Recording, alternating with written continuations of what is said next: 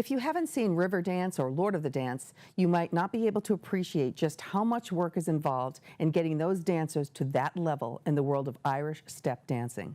For the past 2 years, the town of Kingston has sent a representative to the World Irish Step Dancing Championships in Glasgow, Scotland. We spoke with these young ladies at their dance class to find out just how much work is involved in qualifying.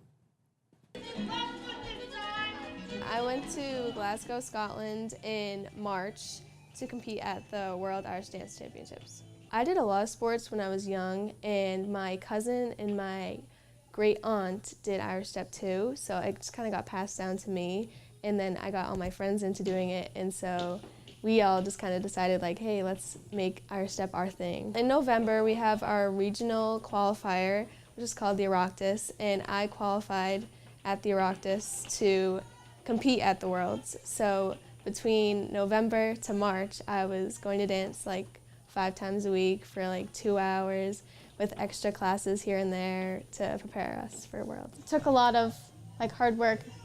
Normally, in the summer it's kind of laid back, so we do more like 2 classes a week.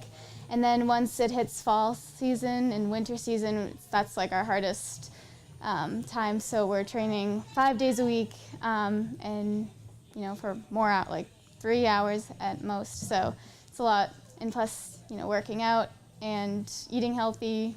So these young men and women who come into our studio are here about 4 to 5 times a week. They're in here for 2 hours at a time, so we're talking about 10 hours of practice over the course of maybe 4 months.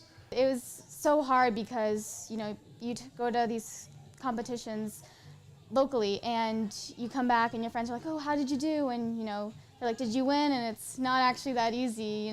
Even just getting placing is a huge deal. So it's really hard to place at this level. They dance 3 dances if they're lucky. The first dance is a heavy dance, which is either a hornpipe or a jig. That's done with 3 people at a time on the stage, and there are upwards of 200 competitors in each competition.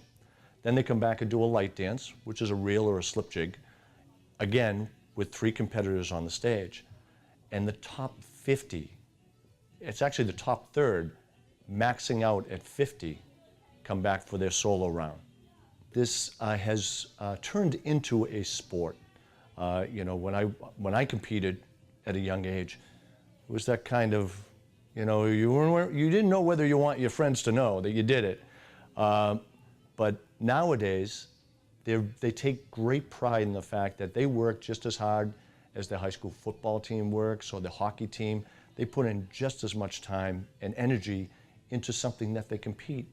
And those people that play on the hockey team and the football team at their high schools will never compete at the world level. These kids are competing at the world level of a sport which they chose. My goal is to get better and better for dancing. I'll probably stop dancing once I hit college, and because it's just too hard to manage school and sports and stuff. But for dance, for now, I'm just trying to be as good as I can and improve and do better. I'm hoping to qualify again, to keep working hard and getting better and better.